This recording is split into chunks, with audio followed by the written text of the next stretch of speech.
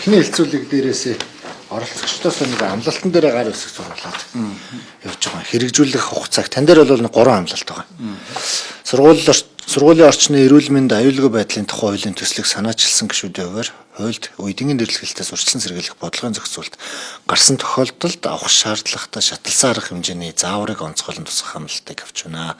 За хоёрдугаарт өөрийн биеэр хуулийн хэрэгжилтийг сайжруулахад ерөнхий боловсролын сургуулиуд дээр ажиллаж мэргэжлийн мэдээллийн тогтолцоог судалж эцэг их асран хамгаалагчдад сургалт мэдээлэл өгөх болон агуулгыг гарган туршин за дээрх хуулийг улсын хурлаар хэлцэн батлуулахад манлайлал үзүүлж ажиллана гэсэн юм 3 амлалт байгаа юм. Тэгээд гол нь одоо энэ дээр нөгөө таныг бас би нөгөө мэдээлэл аваад танаа ажлын албаныхантай холбогдоод яваад байгаа. Тэгээд ихэнх ажлуудаа ингээд хийгээ явж байгаа бодит өрдөнгүүд гараа явж байгаа гэдгсэн тэр талаар бас мэдээлэл өгөөч. Тэгээд бидэнд энэ хугацаануудыг та өөрөө гараараа бүглөөд тэг гараа усгаж зураад өгөөч гэж хүсэж байгаа. Та бол одоо хариуцлагын тогтолцоог илүү тодорхой болгож өгч байгаа гэдэг чинь тийм. Тэгэхээр намрын чуулган гэж бичсэн ч болох. Одоо ихгүй бол хэдүүл ингээл нэг яриад өнгөрдөг хэсэг хугацааны арга хэмжээнд чи явахгүй. За энэ дээр бол та ажиллаад явж байгаа юм шиг байна тий. Тэгээ одоо ер нь дахиж ажиллах юм уу? Ажил нь одоо ингээд би байнга ажиллаад байгаа. Сая энэ 6 сард гэхэд би 2 удаа очиод яг өөрөө очиод. Гэхдээ нэг сургууль дээр 2 удаа очиж байгаа. Нөхцөл байдал ямар байна? Нөхцөл байдал бол яах вэ? Бид нөгөө юугаа сайн хэрэгтэй байна. Яалтчгүй одоо энэ сургуулийн удирдлага, нийгмийн ажилтан энэ дээр анхаарч явах хэрэгтэй хүмүүс маань яалтчгүй нөгөө нэг чиглүүлэг их дутж байна. Юу хийх ёстой, ямар арга хэмжээ авах ёстойгоо ерөөсөд сайн мэдэхгүй. Уул нь бол тийм арга хэмжээ авах тийм итг сонирхол бол маш их байна. Тий, хүүхдийн тэр сургууль сурж боловсрох орчин нөхцөл энэ бүх зүйлийг сайжруулах тийм итг санаачлага бол их байна.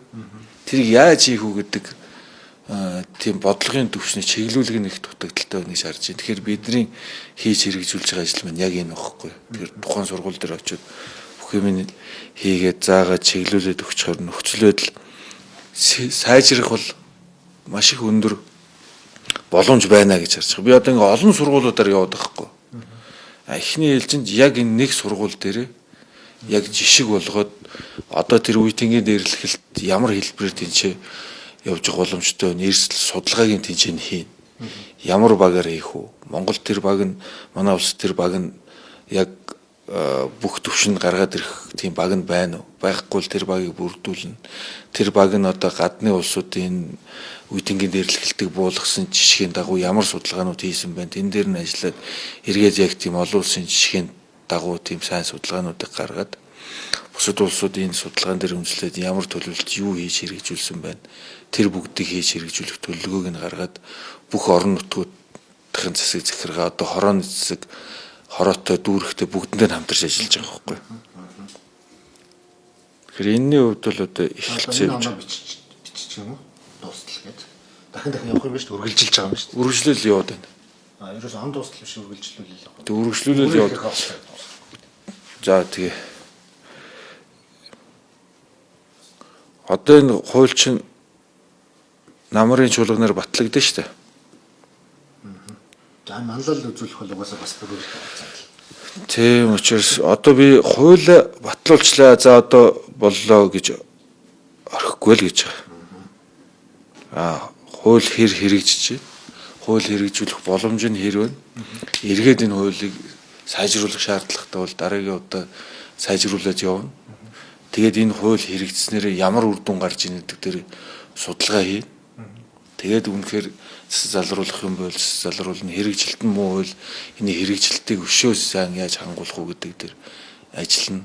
Ингээд бид нар одоо ирээдүйн болсон хүүхэд залуучуудаа эрүүл аюулгүй орчинд сурч боловсрох нөхцөл болцоогоор нь одоо бүрэн төгс хангах хэмжээнд энэ хуулийг хэрэгжилтийг нь явуулъя л гэдэг тийм зорилготой. Дараагийн удаа сургууль дээр очиж ажиллахад нь бид нар хамт очиж болно шүү дээ. Одоо тэгээ бас яг ямар нөхцөл байдалтай байна. Та тэндээс юу анзаарав юм байгаа ингүүл яасан бэ гэдэг санаачлах. Болно. Одоо эхний ээлжинд бид нар эхний очилтойроо очиод бас удирдлагуудтай ажилчтай яриад хоёр дахь удаа очиход бол сургуулийн захирал нөгөө хийх ёстой юмнуудаа хийгээд нөгөө сургуулийн эрүүл аюулгүй орчныг бий болгох зөвлөлөө байгуулад тушаалаараа зөвлөн хуралдаад эхний ээлжинд өөрсдийнхөө төвшөнд тэнцээ хүүхдэд ямар эрсдэл байна гэдгээ тогтоогоо тэрийг яаж арилгах уу гэдэг дээр ярилцсан байл. Тэгэхээр би хоёр дахь удаа очихдоо мэрэгжлийн улсуудаа очсон.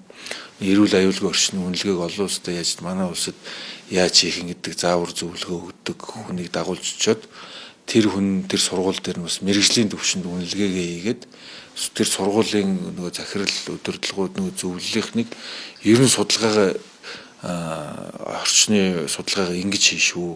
Жил болгон хийнэ, хийхдээ ингэж хийгэрээ гэдэг ингээд мэрэгжил арга зүгээр нь ингээд хангах ажил хоёр дахь удаа хийгдсэн.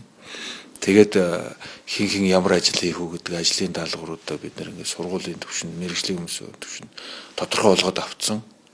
Хуваарлал ажлуудаа хуваарлцсан. Одоо 3 дахь удаа очихдоо энэ хийгдсэн ажлууд маань хэр явцтай байна. Судалгаануудаа одоо хэдүүлээ судалгаанууд маань хэр явцтай явж байна гэдэг энэ ажлуудаа яг ярилцсан. Энэ дээр нь таад очиод ийм байдлаар явж байна. Ажил маань юм гэж явцтай байна гэдэг талаар танилцж болно. За баярлалаа. За. Гарав.